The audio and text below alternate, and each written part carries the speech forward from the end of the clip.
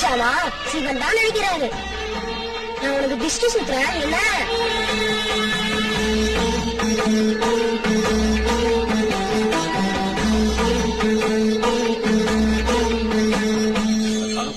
நேரமாச்சு.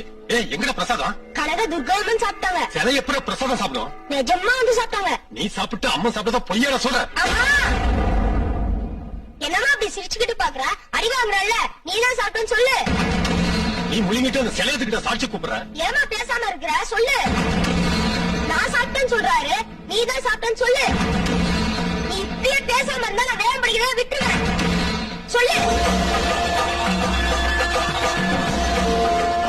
வாழ்க்கை புளியோதரை கொடுத்தியே, அதை வாங்கி சாப்பிட்ட இந்த கையை கழுவ தண்ணி கொடுத்தியா?